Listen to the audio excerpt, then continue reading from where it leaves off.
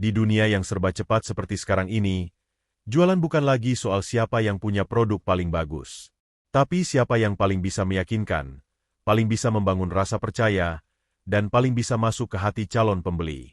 Kadang, orang beli bukan karena butuh, tapi karena merasa nyaman, karena merasa dihargai, karena merasa cocok, karena ada sesuatu dalam cara penjual menyampaikan yang terasa tulus dan meyakinkan. Disinilah letak seni dalam jualan. Bayangkan sebuah warung kecil di pinggir jalan. Barang-barangnya biasa saja, bahkan mungkin lebih mahal dari toko sebelah. Tapi anehnya, pelanggan ramai. Setiap hari tak pernah sepi. Kenapa bisa begitu? Jawabannya seringkali bukan pada produknya, tapi pada strateginya, pada cara jualannya, pada bagaimana si penjual membangun suasana, menyapa, menyentuh sisi emosional pembeli, dan menjadikan pengalaman belanja itu terasa menyenangkan. Dalam naskah ini, kita akan masuk lebih dalam. Kita akan membahas 10 strategi jualan yang tidak sekadar teori, tapi sudah terbukti bisa langsung bikin laris manis. Bukan sulap, bukan kebetulan, tapi hasil dari pendekatan yang cerdas dan penuh perhitungan.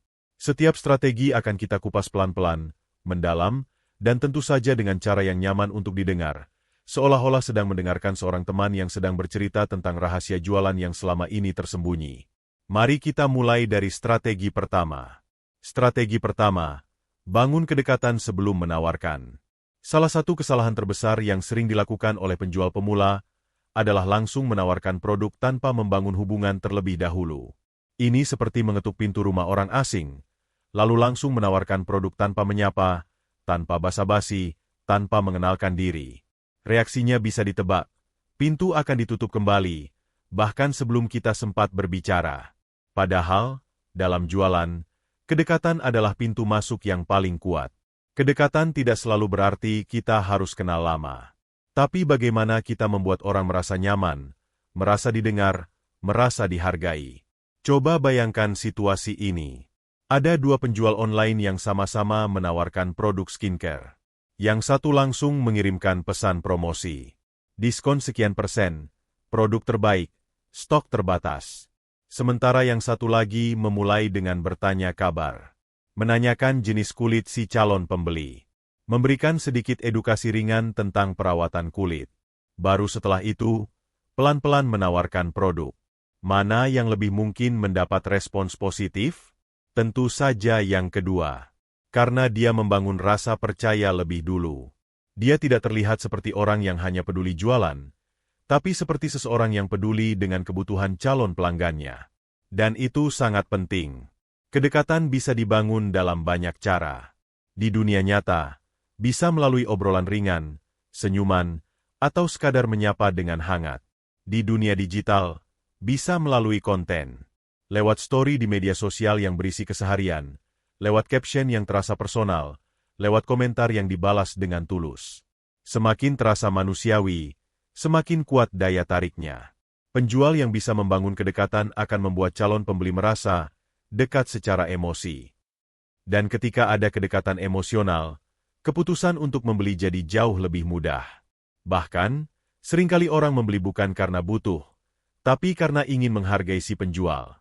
Salah satu contoh menarik adalah seorang penjual kue rumahan. Ia tidak pernah memulai promosi dengan kata-kata, "Order yuk," atau "Lagi ada promo." Sebaliknya, ia bercerita tentang bagaimana resep kuenya diwariskan oleh neneknya, bagaimana ia membuat adonan di pagi hari dengan penuh cinta, bagaimana ia mencoba berbagai varian rasa berdasarkan masukan pelanggan. Ia membawa kita masuk ke dalam dunia kecilnya yang hangat dan penuh cerita. Dan dari situ, jualan terjadi secara alami. Kedekatan juga bisa dibangun lewat edukasi. Seorang penjual tanaman hias, misalnya, bisa membuat konten tentang cara merawat tanaman, cara menyiram yang tepat, cara mengenali tanaman yang sedang stres. Dari situ, calon pembeli merasa terbantu, merasa mendapatkan manfaat, dan pada akhirnya merasa percaya. Ketika mereka butuh tanaman, ke siapa mereka akan kembali? Tentu ke orang yang selama ini memberi mereka pengetahuan, bukan ke penjual yang hanya muncul saat ada promo. Namun, penting untuk diingat bahwa membangun kedekatan butuh konsistensi. Tidak bisa sekali jadi. tidak bisa instan. Tapi hasilnya sangat kuat. Hubungan yang dibangun dengan tulus akan bertahan lama, dan pelanggan yang merasa dekat akan menjadi pelanggan setia. Kita bisa belajar dari tukang cukur langganan, dari pedagang pasar yang selalu menyapa dengan nama, dari penjual nasi uduk yang hafal lauk favorit kita. Semua itu adalah bentuk dari strategi membangun kedekatan. Dan ini berlaku dimanapun kita jualan, online maupun offline. Kesalahan umum dalam membangun kedekatan adalah ketika penjual berpura-pura akrab hanya untuk menjual. Ini bisa terasa tidak tulus, bahkan menjengkelkan. Maka dari itu, kejujuran dan ketulusan harus menjadi fondasi utama. Kalau memang belum kenal, mulailah dari perkenalan yang wajar. Kalau memang belum tahu kebutuhannya, ajukan pertanyaan dengan sopan. Jangan buru-buru menjual. Jualan itu seperti menjalin hubungan. Butuh waktu, butuh proses, dan butuh kesabaran. Ada satu hal menarik yang sering terjadi. Ketika penjual fokus membangun hubungan, pembeli justru lebih mudah datang dengan sendirinya. Karena orang selalu mencari pengalaman belanja yang menyenangkan. Mereka ingin merasa penting, merasa dihargai, dan merasa dilayani dengan baik. Dan semua itu dimulai dari kedekatan. Itulah mengapa strategi pertama yang harus benar-benar dikuasai adalah bagaimana membangun kedekatan sebelum menawarkan. Ini adalah dasar dari semua strategi lainnya. Kalau bagian ini kuat, maka strategi lain akan lebih mudah berhasil. Strategi kedua, jadikan produkmu solusi, bukan sekadar barang dagangan. Banyak penjual yang terlalu fokus menjelaskan fitur produknya. Mereka bicara soal bahan yang digunakan, warna yang tersedia, ukuran yang lengkap, atau teknologi terbaru yang digunakan. Tidak ada yang salah dengan itu, tapi ada yang jauh lebih penting dari semua itu, manfaat. Orang tidak membeli fitur. Mereka membeli solusi. Mereka membeli rasa lega, rasa nyaman, atau kemudahan dalam hidup sehari-hari. Bayangkan seseorang sedang mencari botol minum. Di pasaran, ada ratusan jenis botol. Tapi kenapa dia akhirnya memilih satu botol tertentu? Mungkin karena botol itu bisa menjaga suhu air tetap dingin seharian. Atau karena tutupnya anti bocor dan bisa dimasukkan ke tas tanpa takut tumpah. Itulah solusi. Botol minum bukan hanya barang. Ia menjawab masalah. Ia menyelesaikan kekhawatiran. Ia menghadirkan kenyamanan. Sebaliknya, jika penjual hanya mengatakan bahwa botol tersebut terbuat dari plastik jenis A, berkapasitas 700 ml, dan tersedia dalam 3 warna, itu belum menyentuh inti permasalahan. Pembeli belum merasakan bahwa produk itu bisa menyelesaikan masalah mereka.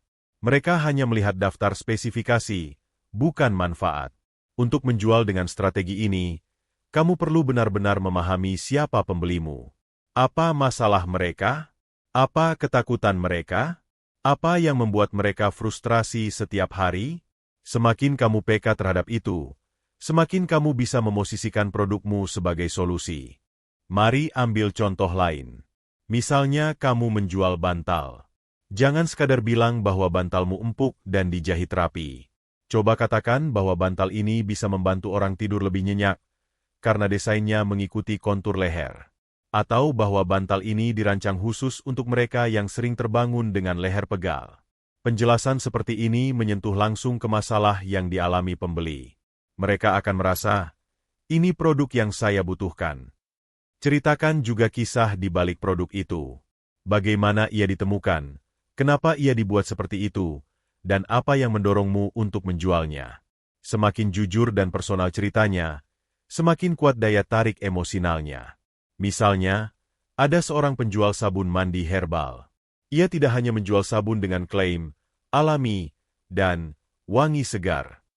Ia bercerita bahwa sabun itu terinspirasi dari resep turun-temurun keluarganya yang dahulu digunakan untuk mengatasi masalah kulit akibat gatal-gatal di kampung halaman.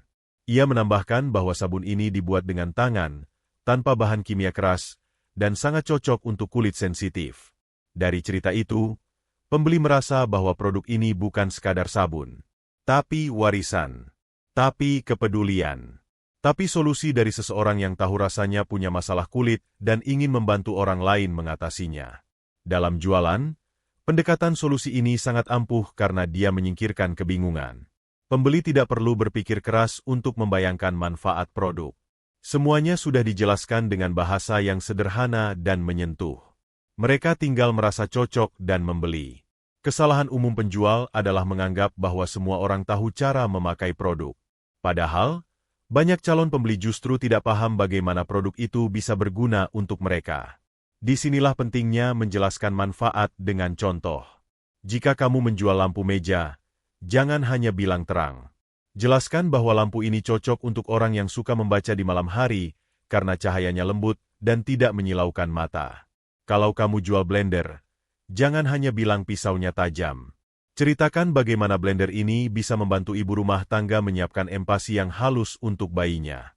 Dengan begitu, produkmu hidup. Ia bukan sekadar benda, tapi alat yang membawa perubahan positif. Ada satu hal lagi yang perlu diingat. Setiap orang punya kebutuhan yang berbeda. Maka, cara menyampaikan solusi juga harus disesuaikan. Untuk satu produk yang sama, kamu bisa buat beberapa versi narasi yang menyasar kebutuhan berbeda. Misalnya, kamu jual ransel. Kepada mahasiswa, kamu ceritakan bahwa ransel ini muat banyak buku dan laptop, nyaman dibawa ke kampus. Kepada ibu muda, kamu katakan bahwa ransel ini punya banyak kantong untuk menyimpan perlengkapan anak. Kepada pekerja lapangan, kamu tekankan bahwa ransel ini tahan air dan tahan banting. Satu produk, banyak sudut pandang. Dan semua sudut pandang itu berbicara tentang solusi. Semakin kamu ahli dalam menggambarkan manfaat dengan bahasa pembeli, semakin mereka merasa bahwa kamu benar-benar memahami kebutuhan mereka. Ini akan menumbuhkan rasa percaya, rasa yakin, dan akhirnya, rasa ingin membeli. Karena pada akhirnya, jualan bukan soal meyakinkan orang untuk membeli, tapi soal menunjukkan bahwa produk kita memang pantas untuk dibeli. Strategi ketiga, gunakan cerita untuk menjual, bukan sekadar data. Orang pada dasarnya tidak suka dijual secara langsung. Tapi orang suka mendengarkan cerita. Cerita bisa membuat orang berhenti, bisa membuat orang merasa terhubung, bahkan bisa membuat seseorang membeli sesuatu tanpa sadar bahwa mereka sedang dibujuk. Itulah kekuatan cerita dalam dunia jualan. Ketika kamu menyampaikan produkmu dalam bentuk cerita, bukan hanya data, maka kamu sedang menyentuh sisi emosional manusia. Dan keputusan membeli lebih sering dipengaruhi oleh emosi daripada logika. Bayangkan kamu sedang menjual sabun herbal. Kamu bisa saja mengatakan, sabun ini mengandung minyak kelapa, tanpa deterjen, wangi alami, cocok untuk kulit sensitif. Itu data. Orang bisa membaca dan tahu isinya. Tapi apakah itu membuat mereka merasa butuh? Belum tentu. Sekarang bandingkan dengan ini. Sabun ini pertama kali diracik oleh nenek saya di dapur belakang rumah. Dulu, kami tinggal di desa dan tidak mampu membeli sabun dari toko. Jadi beliau membuat sendiri dari minyak kelapa yang diperas dari kelapa yang tumbuh di halaman. Setiap kali saya mandi dengan sabun ini, saya merasa seperti kembali ke masa kecil, ke saat-saat di mana hidup terasa lebih damai. Rasa yang muncul saat mendengar cerita itu sangat berbeda. Lebih hangat, lebih dekat, lebih manusiawi. Padahal produk yang dijual sama. Sabun. Cerita seperti itu tidak hanya menjelaskan produk, tapi membungkusnya dengan makna. Dan makna itulah yang membuat orang tertarik, lalu memutuskan membeli. Bukan karena sabunnya, tapi karena pengalaman yang dijanjikan oleh sabun itu. Penjual yang cerdas tahu bahwa cerita bisa menjadikan produk yang biasa-biasa saja terasa luar biasa. Bahkan ketika produkmu punya banyak pesaing, cerita bisa membuatmu terlihat lebih unik dan berbeda. Misalnya kamu menjual kopi. Kalau kamu hanya menulis, kopi Robusta dari dataran tinggi 1200 mdpl, proses full wash, itu informatif, tapi membosankan. Tapi kalau kamu bilang, kopi ini dipetik oleh tangan-tangan petani muda di lereng Gunung Ungaran. Mereka adalah anak-anak muda yang memilih bertani daripada merantau. Setiap biji yang kamu seduh adalah hasil semangat mereka menjaga kampung halamannya tetap hidup. Maka yang kamu jual bukan hanya kopi, tapi nilai. Dan nilai itu yang lebih berharga. Di era media sosial sekarang, konten yang viral jarang berupa data, tapi selalu berupa cerita. Orang lebih suka mendengarkan kisah perjuangan, proses jatuh bangun, atau hal kecil yang menyentuh hati. Maka gunakan pendekatan ini dalam jualanmu. Misalnya kamu jual jilbab, kamu bisa bercerita.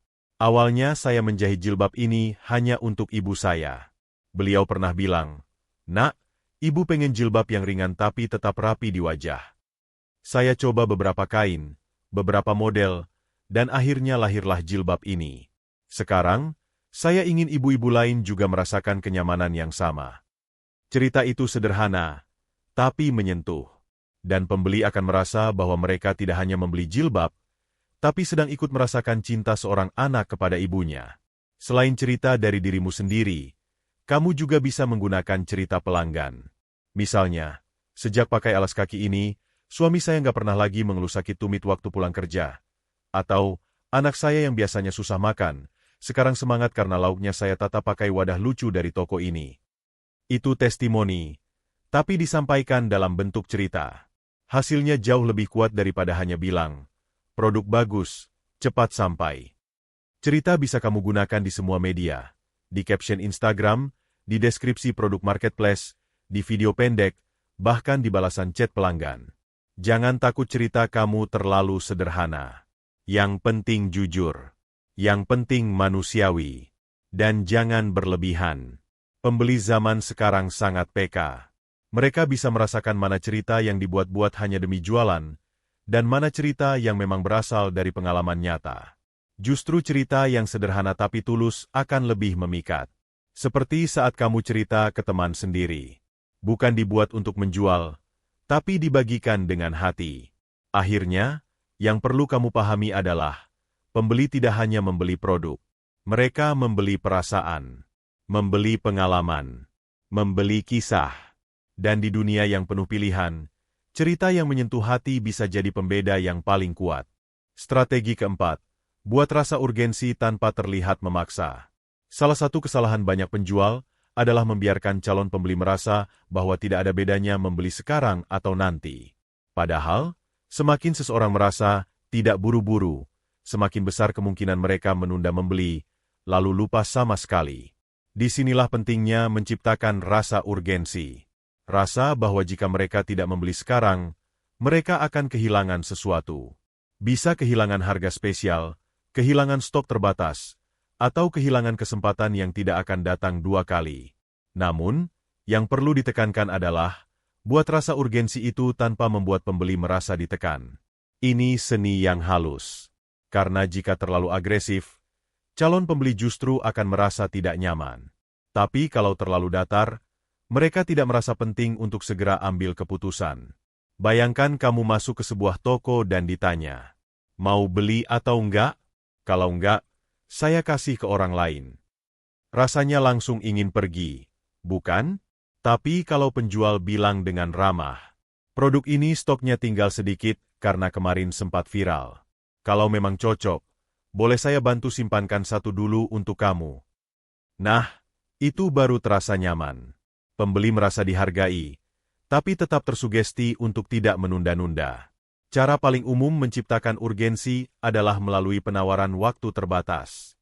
Misalnya, hari ini terakhir diskon 20%. Atau, promo ini hanya berlaku sampai jam 12 malam. Penting sekali untuk menepati batas waktu ini.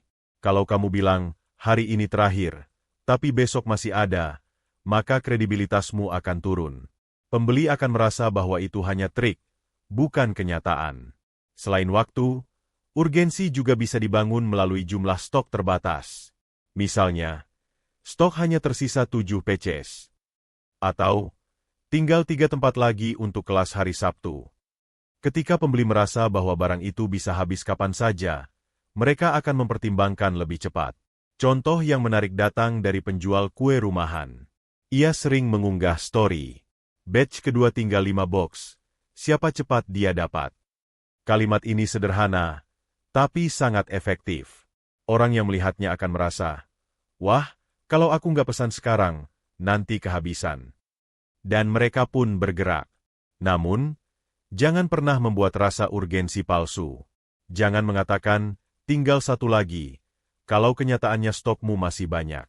Sekali pembeli tahu kamu memanipulasi, mereka akan kehilangan kepercayaan. Lebih baik jujur tapi pintar membingkai. Misalnya kamu punya stok banyak. Kamu bisa katakan, khusus hari ini, saya buka batch pre-order pertama, maksimal 10 pesanan dulu. Sisanya akan dibuka minggu depan. Dengan cara ini, kamu tetap menciptakan kesan eksklusif, walau sebenarnya produkmu masih banyak. Urgensi juga bisa datang dari konteks musiman atau momentum tertentu. Misalnya, menjelang hari raya, kamu bisa bilang, pesanan sebelum tanggal 1 Mei akan dikirim sebelum Lebaran. Lewat dari itu, tidak ada jaminan sampai tepat waktu. Atau menjelang musim hujan, kamu bisa menawarkan jas hujan dengan pesan, musim hujan sudah mulai. Jangan tunggu basah dulu baru beli jas hujan. Pernyataan semacam itu tidak terdengar memaksa, tapi tetap menimbulkan kesadaran bahwa menunda adalah risiko. Ada juga cara menciptakan urgensi lewat angka atau visual. Banyak toko online menampilkan kalimat seperti, 15 orang sedang melihat produk ini sekarang. Atau, 23 terjual dalam 24 jam terakhir. Kalimat ini membangun suasana bahwa produk ini memang ramai peminat. Dan ketika banyak orang menginginkan sesuatu, kita cenderung ikut ingin memilikinya. Ini adalah efek psikologis yang disebut social proof. Namun, kalau kamu berjualan secara manual, tanpa bantuan teknologi semacam itu, kamu tetap bisa menyampaikan pesan serupa. Misalnya, sejak kemarin saya posting, udah banyak yang nanya. Yang sudah fix order ada 10 orang. Masih sempat kalau kamu mau ikut. Kalimat seperti ini membangun rasa bahwa pembeli bukan satu-satunya yang tertarik. Ada kompetisi, ada dinamika, ada urgensi. Terakhir, kamu bisa menciptakan urgensi lewat edisi terbatas atau produk eksklusif. Misalnya, hanya diproduksi 50 PCS dan tidak akan restock. Atau, warna ini hanya tersedia di bulan ini saja. Kesan langka akan membuat pembeli merasa bahwa mereka harus bergerak sekarang atau tidak sama sekali. Tapi sekali lagi, semua ini harus dilakukan dengan rasa. Jangan mendesak. Jangan membuat calon pembeli merasa seperti sedang dikejar. Lebih baik kamu arahkan mereka dengan lembut tapi yakin. Dengan bahasa yang bersahabat, tapi tetap jelas. Karena pada akhirnya, pembeli tidak suka didesak. Tapi mereka juga tidak mau kehilangan kesempatan yang bagus. Tugasmu sebagai penjual adalah menciptakan keseimbangan antara memberi ruang dan membangun dorongan. Jika kamu bisa memainkan rasa urgensi ini dengan cerdas dan elegan, kamu akan melihat peningkatan konversi yang signifikan. Calon pembeli tidak akan berlama-lama di keranjang. Mereka akan langsung check out. Dan kamu akan merasakan betapa dahsyatnya kekuatan, sekarang juga, dalam strategi jualan. Strategi kelima, bangun kredibilitas dengan konsistensi dan bukti nyata. Percaya atau tidak, dalam jualan, rasa percaya lebih penting dari sekadar harga murah. Kamu bisa menawarkan produk paling ekonomis sekalipun, tapi jika pembeli tidak percaya, mereka tidak akan membeli. Sebaliknya, banyak pembeli rela membayar lebih mahal asal mereka merasa aman, merasa yakin, merasa tidak ditipu. Rasa percaya ini tidak dibangun dalam sehari. Ia dibangun pelan-pelan lewat konsistensi dan bukti. Semakin konsisten kamu menunjukkan bahwa kamu serius, jujur, dan bisa diandalkan, semakin mudah orang percaya. Dan semakin banyak bukti nyata yang kamu hadirkan, semakin kuat rasa percaya itu tumbuh. Kita mulai dari konsistensi. Ini tidak melulu soal frekuensi posting di media sosial. Tapi tentang bagaimana kamu menjaga standar yang sama dalam pelayanan, dalam komunikasi, dan dalam kualitas produk. Misalnya, kamu konsisten menjawab chat dengan sopan, meskipun pembeli hanya bertanya-tanya tanpa membeli. Kamu konsisten mengemas produk dengan rapi, bahkan untuk pembeli pertama yang hanya beli satu barang murah. Konsistensi membuat calon pembeli melihat bahwa kamu bukan penjual musiman. Kamu bukan orang yang hari ini muncul, besok hilang. Mereka akan merasa bahwa kamu bisa diandalkan. Dan dalam dunia jualan, keandalan itu adalah mata uang paling mahal. Coba bayangkan dua skenario. Penjual pertama menjawab chat hanya ketika moodnya sedang bagus. Kadang cepat, kadang lambat. Kadang ramah, kadang cuek. Sedangkan penjual kedua selalu membalas dengan kalimat sopan, meskipun pertanyaannya diulang-ulang. Ketika harus membatalkan pesanan, Ia menjelaskan alasan dan meminta maaf. Ketika ada keluhan, ia tanggapi dengan hati-hati. Mana yang lebih dipercaya? Jawabannya jelas. Berikutnya adalah bukti nyata. Ini bisa dalam banyak bentuk.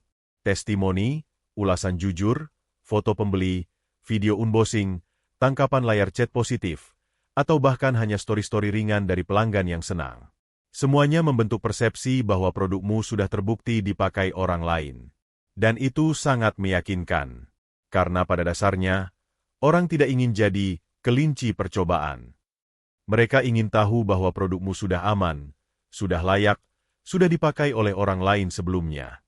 Apalagi jika kamu masih penjual baru, atau belum punya toko besar. Maka bukti nyata menjadi pondasi kredibilitasmu. Jangan ragu meminta testimoni dari pembeli yang puas. Tawarkan bonus kecil jika mereka bersedia mengirimkan foto atau video saat menggunakan produkmu. Tanyakan secara pribadi bagaimana pengalaman mereka. Lalu tampilkan itu dengan jujur dan elegan. Tapi ingat, bukti yang dibuat-buat akan cepat ketahuan. Jangan menciptakan testimoni palsu atau membeli review semu. Sekali pembeli merasa kamu manipulatif, kepercayaan mereka akan runtuh. Lebih baik sedikit tapi nyata daripada banyak tapi palsu. Salah satu cara cerdas membangun kredibilitas juga adalah dengan menunjukkan proses bisnismu secara terbuka. Misalnya, kamu jual kue, tunjukkan video saat kamu mengemas pesanan. Kalau kamu jual baju, tampilkan saat kamu cek kualitas jahitan sebelum dikirim. Kalau kamu dropshipper, jujurlah bahwa kamu tidak menyetok sendiri tapi tetap bertanggung jawab penuh pada kualitas produk. Keterbukaan semacam itu membuat pembeli merasa dilibatkan. Mereka merasa bahwa kamu bukan sekadar penjual, tapi juga mitra yang bisa dipercaya. Jangan lupa juga membangun kredibilitas dengan identitas yang jelas. Sertakan nama lengkap, nomor yang aktif, akun media sosial, dan kalau bisa, wajahmu sendiri. Semakin nyata keberadaanmu, semakin orang merasa aman untuk bertransaksi. Jika kamu jualan online tanpa pernah menunjukkan siapa kamu, itu bisa menimbulkan rasa was-was. Tapi jika kamu muncul dengan wajah, suara, dan sikap terbuka, itu menghapus kekhawatiran. Satu hal lagi yang tak kalah penting, tunjukkan bahwa kamu punya prinsip dan etika. Misalnya, kamu tidak pernah menjelekkan pesaing. Kamu tidak mencari untung dari menipu. Kamu punya kebijakan refund yang adil. Kamu rela mengganti barang jika memang terjadi kesalahan. Semua itu menciptakan citra bahwa kamu bukan sekadar penjual, tapi pelaku usaha yang bertanggung jawab. Dan hasil akhirnya, pelanggan tidak hanya membeli darimu sekali. Mereka akan kembali. Mereka akan merekomendasikanmu. Mereka akan menjadi promotor setia tanpa kamu minta. Semua itu terjadi karena kamu membangun kredibilitas dengan sabar, dengan konsistensi, dan dengan bukti nyata. Ingat, kepercayaan adalah investasi jangka panjang. Tapi begitu kamu memilikinya, kamu bisa menjual apa saja, dan pelanggan akan datang dengan sendirinya. Strategi keenam, permudah jalan pembeli untuk membeli. Seringkali, alasan kenapa orang tidak jadi beli bukan karena mereka tidak suka produkmu, tapi karena proses belinya terlalu ribet, terlalu banyak langkah, terlalu banyak pertanyaan, atau bahkan terlalu banyak pilihan yang justru membuat mereka bingung. Manusia cenderung memilih jalan yang paling mudah. Jadi kalau kamu ingin daganganmu laris, kamu harus jadi penjual yang paling memudahkan. Bukan yang paling lengkap, bukan yang paling murah, tapi yang paling gampang dibeli. Kita ambil contoh sederhana. Ada dua penjual makanan rumahan di media sosial. Yang satu menuliskan informasi lengkap, menu hari ini, harga, cara pemesanan, dan nomor WhatsApp aktif. Tinggal klik, langsung chat. Yang satu lagi hanya posting foto makanan dan caption, open order.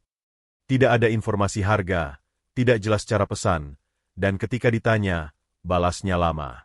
Siapa yang lebih mungkin dapat pembeli? Tentu yang pertama.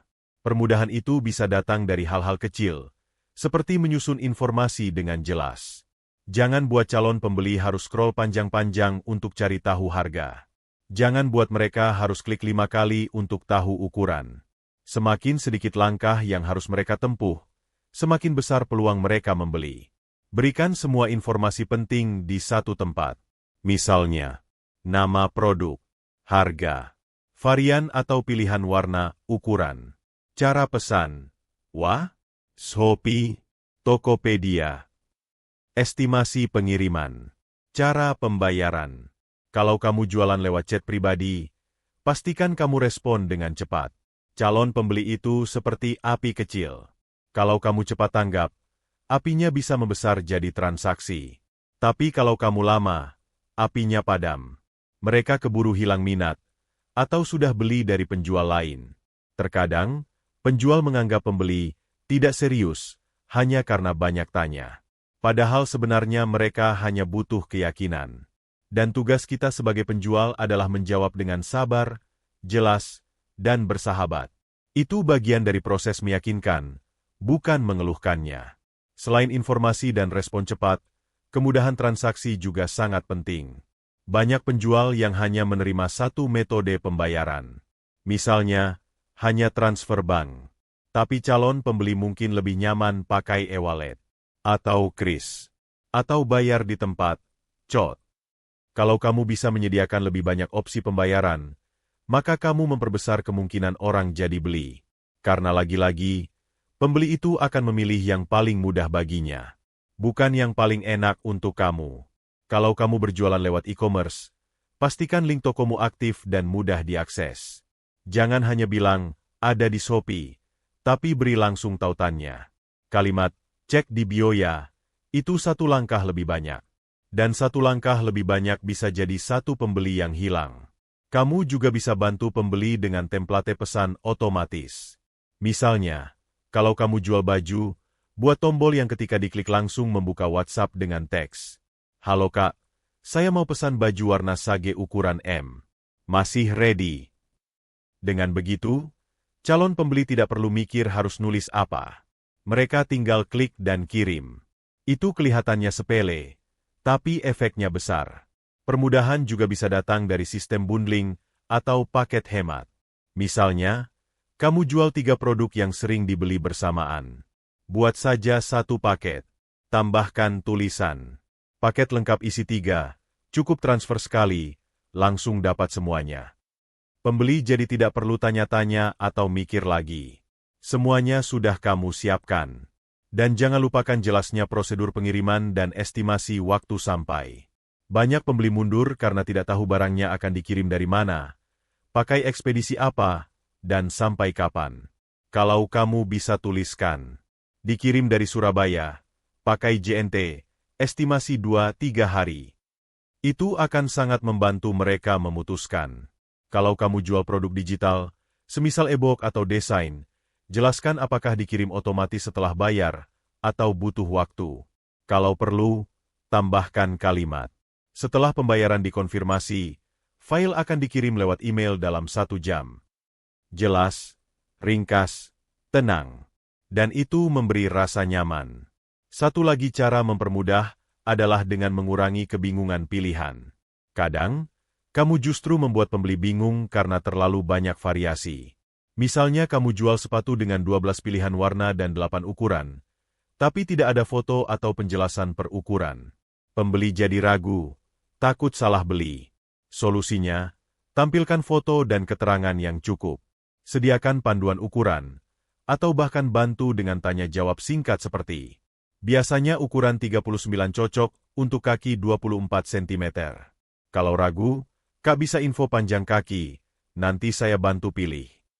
Dengan begini, kamu bukan hanya memudahkan, tapi juga menunjukkan bahwa kamu peduli. Dan ketika pembeli merasa diperhatikan, mereka akan lebih percaya. Terakhir, jangan pernah membuat pembeli merasa harus kerja keras dulu untuk bisa beli. Karena jualan yang baik bukan tentang membuat orang takjub, tapi tentang membuat orang merasa nyaman dan ringan untuk membeli. Dan kalau kamu berhasil menjadi penjual yang paling mudah dijangkau, paling enak diajak bicara, dan paling siap membantu, maka produkmu akan terasa jauh lebih bernilai. Bukan hanya karena kualitasnya, tapi karena pengalaman membelinya menyenangkan. Strategi ketujuh, bangun komunitas, bukan sekadar pelanggan. Banyak penjual fokus mengejar transaksi. Setelah pembeli bayar dan barang dikirim, urusan dianggap selesai. Tapi penjual yang cerdas tahu bahwa penjualan sejati bukan soal sekali transaksi, tapi soal membangun hubungan jangka panjang. Dan salah satu cara terbaik untuk menjalin hubungan yang kuat adalah dengan membangun komunitas. Komunitas bukan berarti harus punya grup besar atau forum formal. Tapi tentang bagaimana kamu membuat pembelimu merasa menjadi bagian dari sesuatu. Sesuatu yang lebih dari sekadar beli dan bayar. Sesuatu yang punya rasa kepemilikan, kedekatan, bahkan kebanggaan. Coba kita pikirkan. Kenapa orang dengan senang hati pakai produk tertentu dan memamerkannya di media sosial tanpa dibayar? Kenapa mereka merasa bangga saat menyebut bahwa mereka langganan dari toko A atau brand B? Jawabannya karena mereka merasa menjadi bagian dari cerita. Mereka tidak merasa sedang membeli produk, tapi sedang ikut membangun sesuatu yang lebih besar. Inilah yang dilakukan oleh banyak brand besar. Mereka tidak hanya menjual barang, tapi membangun gerakan. Mereka menanamkan nilai, identitas, gaya hidup, dan rasa ikut memiliki. Kabar baiknya, kamu juga bisa melakukannya. Bahkan meskipun usahamu masih kecil. Bahkan kalau kamu hanya jualan dari rumah. Caranya dimulai dari komunikasi yang hangat dan personal. Bukan hanya sapaan di awal transaksi, tapi juga interaksi setelahnya. Tanya kabar setelah produk sampai. Ucapkan terima kasih yang tulus. Minta pendapat atau saran. Dan yang paling penting, panggil nama mereka. Menyebut nama seseorang dalam komunikasi menciptakan kedekatan. Membuat pembeli merasa dihargai sebagai individu, bukan sekadar angka transaksi. Contohnya, daripada hanya bilang, "Terima kasih ya." Lebih baik katakan, "Terima kasih banyak ya, Kak Rina. Semoga cocok ya bantal barunya." Langkah kecil ini sangat besar dampaknya. Langkah berikutnya adalah melibatkan pembeli dalam aktivitas. Misalnya, kamu bisa mengadakan giveaway kecil-kecilan khusus untuk pelanggan lama. Atau mengajak mereka mengirimkan foto saat memakai produkmu. Lalu kamu repost dan beri apresiasi. Bukan hadiah yang utama, tapi rasa bahwa mereka diikut sertakan. Rasa bahwa mereka bukan hanya objek, tapi juga bagian dari perjalanan bisnismu. Kamu juga bisa membuat grup sederhana. Misalnya, grup WhatsApp untuk pelanggan loyal, atau channel Telegram untuk update produk baru dan diskon khusus. Dalam grup itu, jangan hanya promosi. Berikan juga informasi ringan, tips bermanfaat, atau cerita di balik layar usahamu. Biarkan pembeli mengenal kamu bukan hanya sebagai penjual, tapi sebagai manusia yang punya perjuangan dan semangat. Ketika kamu membangun komunitas seperti ini, efeknya jauh melebihi sekadar repeat order. Mereka akan merekomendasikanmu ke orang lain. Mereka akan membelamu saat ada yang mengkritik. Mereka akan jadi semacam duta kecil yang dengan sukarela membawa namamu ke lebih banyak orang. Itu karena mereka tidak merasa sedang membantu pedagang. Mereka merasa sedang membantu teman. Dan teman tidak segan untuk merekomendasikan. Contoh nyata datang dari banyak UMKM yang membangun loyalitas bukan karena mereka punya budget iklan besar, tapi karena mereka membalas chat pelanggan dengan ramah, menanyakan kabar keluarga, mengingatkan promo ulang tahun, atau sekadar menyapa duluan di hari Jumat. Hal-hal kecil seperti itu bisa membangun rasa memiliki yang kuat. Karena manusia pada dasarnya ingin menjadi bagian dari sesuatu yang hangat dan berarti. Apalagi di era sekarang, di mana orang merasa makin asing dan sibuk, komunitas kecil yang memberi rasa akrab bisa menjadi alasan kenapa mereka tetap setia membeli darimu, bahkan saat toko lain lebih murah. Tapi ingat, membangun komunitas butuh ketulusan. Jangan memulai komunitas hanya demi mengejar penjualan. Tapi mulailah dengan niat untuk benar-benar membangun hubungan. Jika kamu benar-benar hadir sebagai pribadi yang peduli, maka komunitas itu akan tumbuh dengan sendirinya. Organik, kuat, dan berumur panjang. Dan saat kamu sudah punya komunitas, maka kamu tidak lagi harus menjual dengan keras. Karena kamu sudah punya kumpulan orang yang percaya padamu, mencintai produkmu, dan ingin terus bersamamu. Inilah kekuatan yang tidak bisa dibeli dengan iklan, tapi hanya bisa dibangun dengan hati. Strategi ke-8, jadilah solusi, bukan sekadar penjual barang. Salah satu kesalahan terbesar dalam jualan adalah terlalu fokus menjual barang, tanpa benar-benar memahami masalah apa yang sedang dihadapi calon pembeli. Padahal, orang tidak datang untuk membeli barang. Mereka datang untuk mencari solusi. Bayangkan seorang ibu rumah tangga yang sedang kelelahan karena cucian tak kunjung kering di musim hujan. Ketika ia membuka media sosial dan melihat iklan rak pengering baju lipat, ia tidak sedang mencari rak. Ia sedang mencari jalan keluar dari masalah cucian lembab. Jika kamu bisa menunjukkan bahwa produkmu adalah jawaban atas keresahannya, maka tanpa banyak pertimbangan, ia akan membeli. Itulah bedanya penjual biasa dengan penjual yang menjual solusi. Menjual barang itu mudah. Kamu cukup sebutkan nama produk, harga, dan fitur. Tapi menjual solusi butuh empati, butuh kepekaan, butuh pemahaman mendalam atas kebutuhan, keresahan, dan harapan calon pembeli.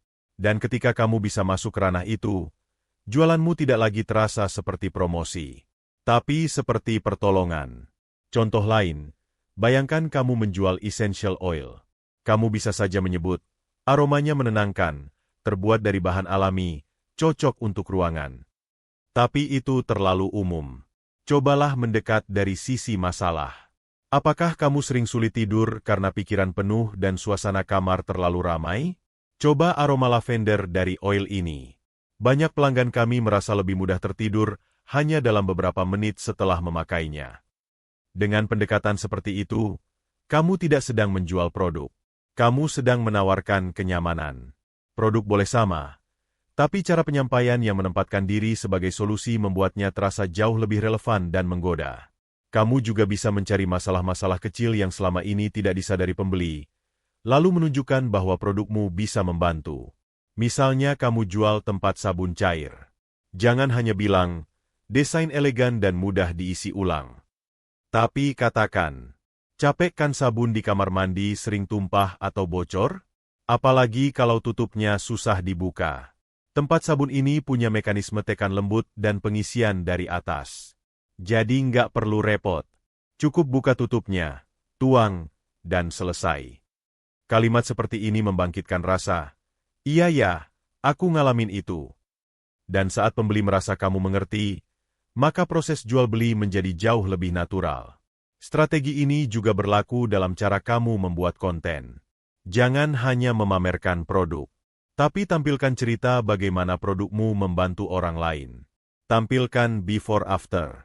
Tampilkan testimoni yang menyebutkan perubahan yang dirasakan. Misalnya, semenjak pakai pel ini, saya bisa bersih-bersih sambil momong anak. Gagangnya ringan, dan anak saya malah ikut pel-pelan sendiri. Kalimat seperti itu menyampaikan solusi tanpa menggurui. Dan itu sangat kuat. Dalam pelayanan juga begitu. Jika pembeli mengeluh, jangan hanya menjawab dengan kalimat standar. Dengarkan dulu masalahnya.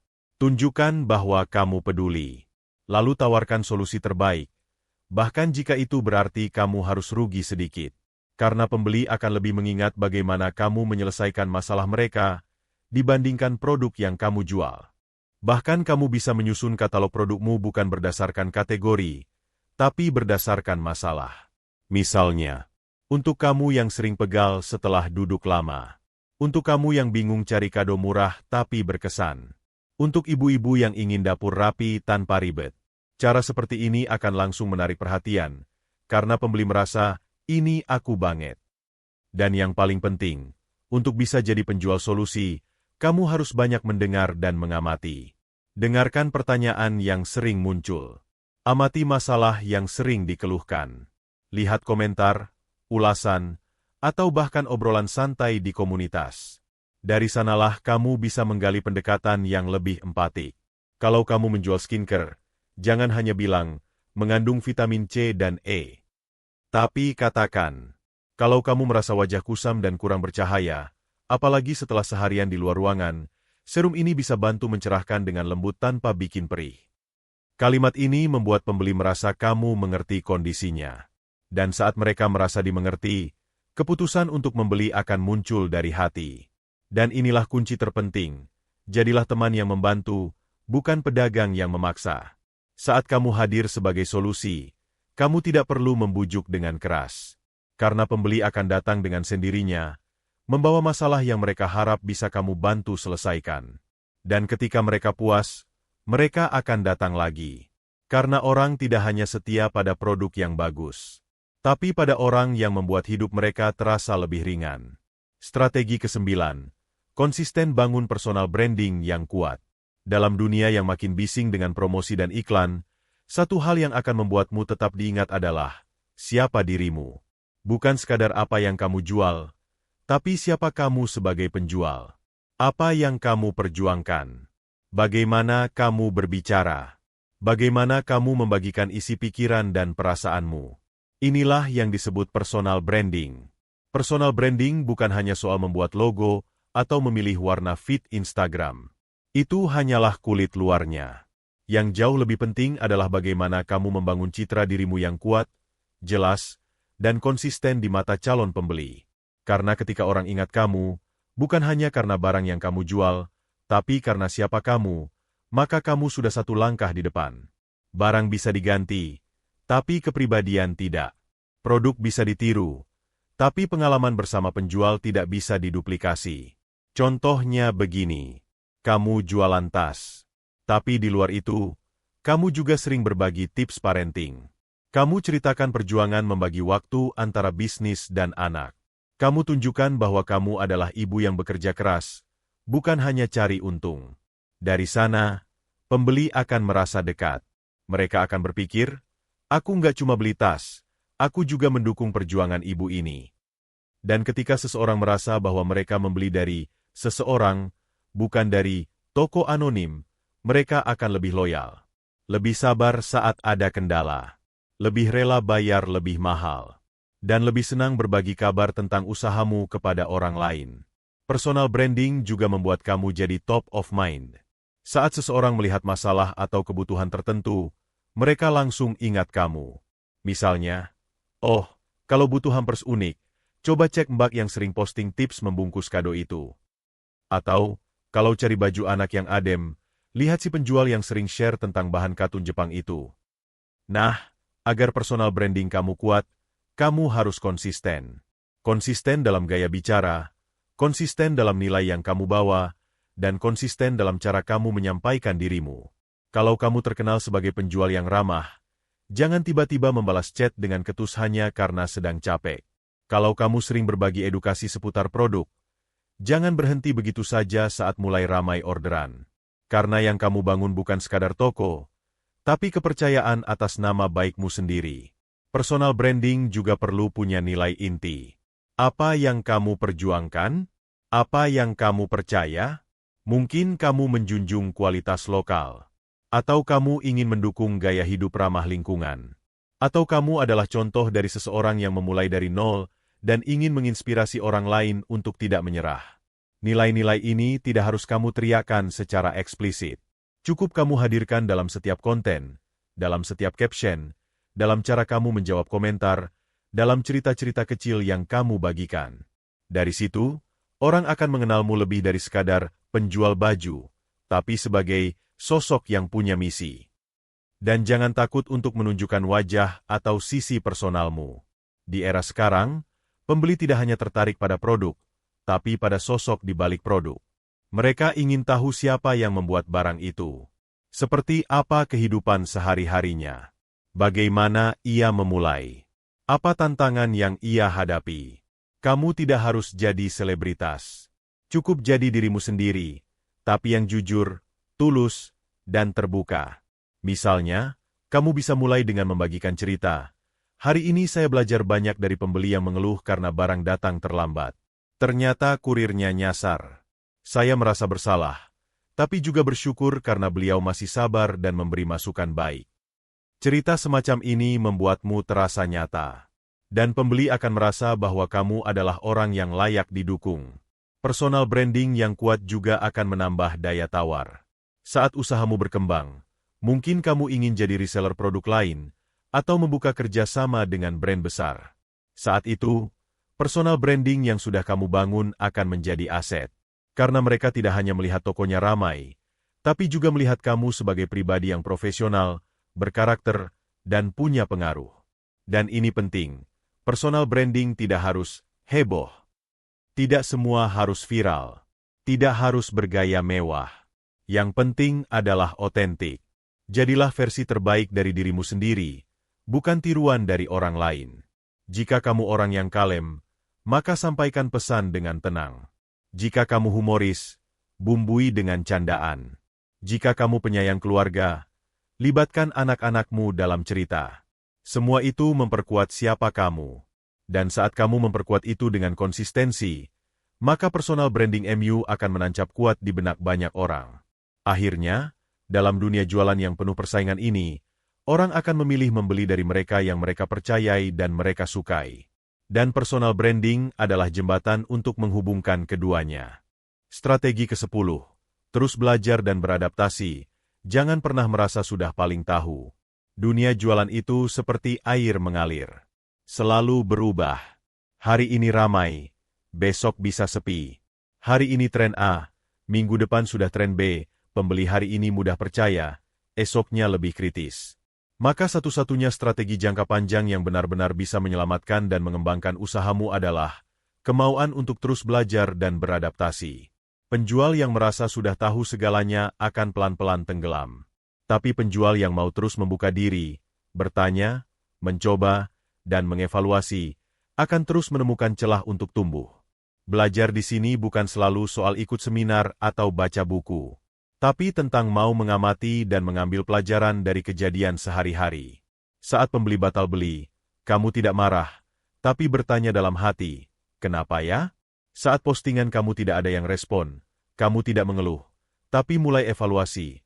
Mungkin captionnya kurang menarik? Mungkin waktunya salah?